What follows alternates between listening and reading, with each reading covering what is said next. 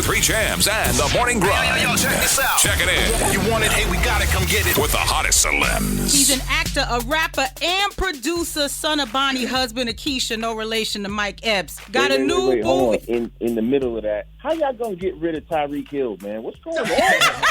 Oh, man. You gave that man that money he deserved, brought the ring to the city, but damn, what's going on?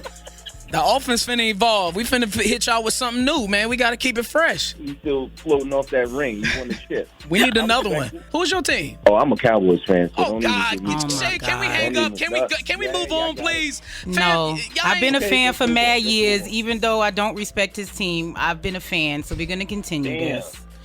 Where's the love? Omar Epps, you got a brand new movie, The Devil You Know, in theaters April 1st. You really loved out there. You know, I've never read anything bad about you. I've never heard about you dogging chicks out and acting all crazy. You've been out here since 1992, never missed a year. Is that by design, or is that you just low-key in real life? I think that it's a combination of both. I mean, just like everyone else, I'm having this human experience. And when you say design, that's a strong word. And I think that's by God's design. You know, I try to carry myself in a certain fashion. I was raised by an incredibly strong, intelligent, creative, articulate woman who educated half of New York City. Y'all know what time it is. New York City know what time it is with that. And I always just wanted to make her proud, my mother, you know, and she imbued so many things in me from such a young age. And, you know, I stand on the shoulders of giants. That's how I feel. I was just watching a video the other day, Blackstreet, and you was a video vixen in 95. Don't you call him no vixen. Oh, With wow. Lisa from Coming to America. Hey, He called you a vixen.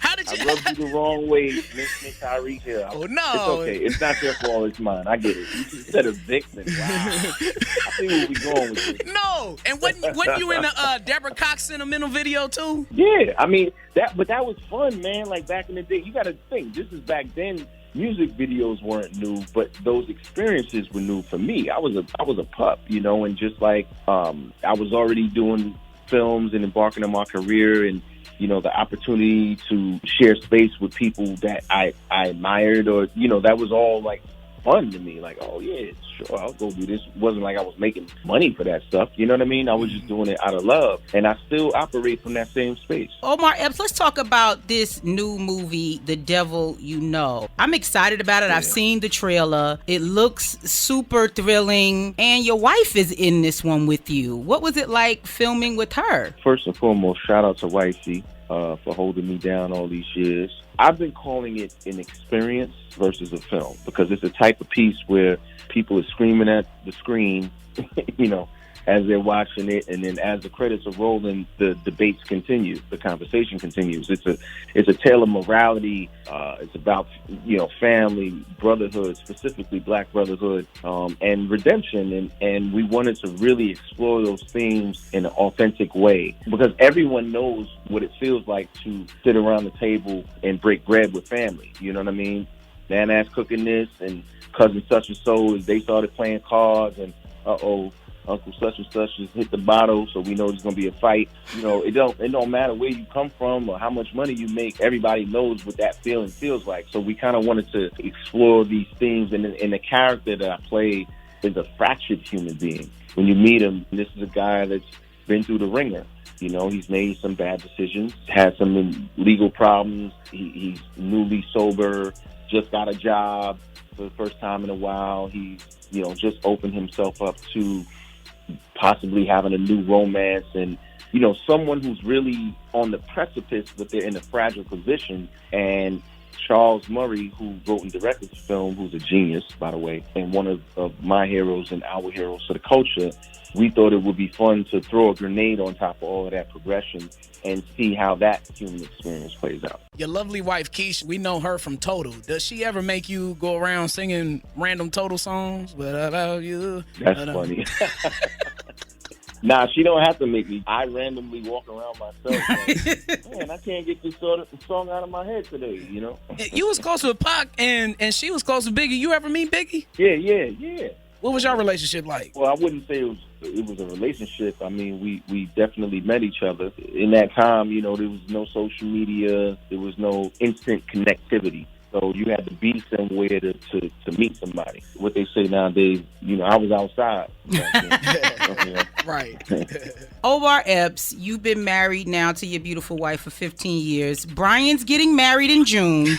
What advice can you give him so he doesn't screw this thing up? Hey, you just got to be true to yourself. Me and my wife, we've been together for 16 years, but we've known each other for 30 years. And we've just always been friends.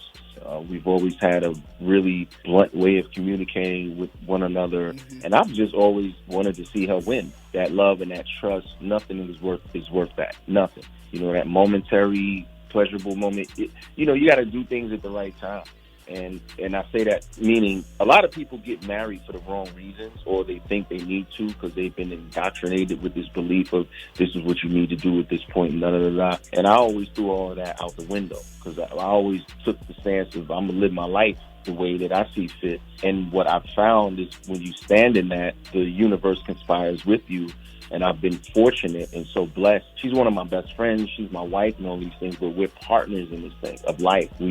We've co-created life, and it's such a powerful thing that's going to last forever because everything that ever comes from us is going to come from what we created together. I hope you were listening, Brian. And he's got a book called From Fatherless to Fatherhood you need to read. I appreciate that. I'm going to take all them tips and I'm going to learn it. Thank you. Not only are you an icon in black cinema, Love and Basketball, Juice, The Wood, but your television roles are equally iconic. You was on ER, man. Like, that's huge. I loved you in House. You was Malik's daddy in This Is Us. As a kid, did you have this vision for this long, illustrious career? Yes, I did. When you say long, I didn't have that vision, but I definitely had the vision. I was inspired by, Sidney Poitier, and I had the vision.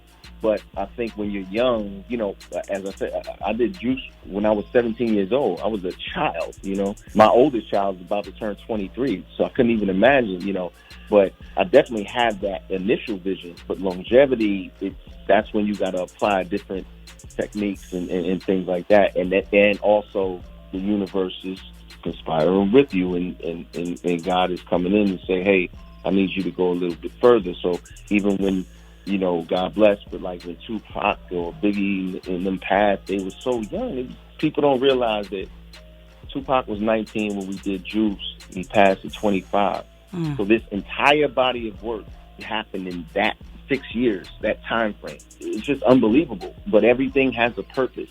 And so for me, I realized that I had to carry the mantle because one day it's going to be my time, and I got to pass the baton to whomever, and not just one person, but many, especially for us as black and brown people. We stand on the shoulders of giants. We wouldn't be here without the blood, sweat, and tears of our ancestors. That's paramount to me, and I feel so thankful to be able to continue to do what I actually love to do. Yes, The Devil You Know in theaters April 1st, starring none other than Omar Epps. I had a dream. This is not going strange, but I had a dream about the premise of Love and Basketball 2. So Sanaa Lathan's character is a basketball coach in the HBCU, and your character has become a mogul like Magic Johnson. You own movie theaters and restaurants and stuff, and y'all got 2 kids. The girl is somehow... Wait, hold on. Don't say this out loud. We need her in the room to pitch this. See? Call me. You know what I'm saying? Say something about Love and Basketball. Like that, it's like you can't recreate a great meal. Right? I had leftovers last night. Leftovers is not the meal. No. Appreciate you. Have a good one, Omar Epps.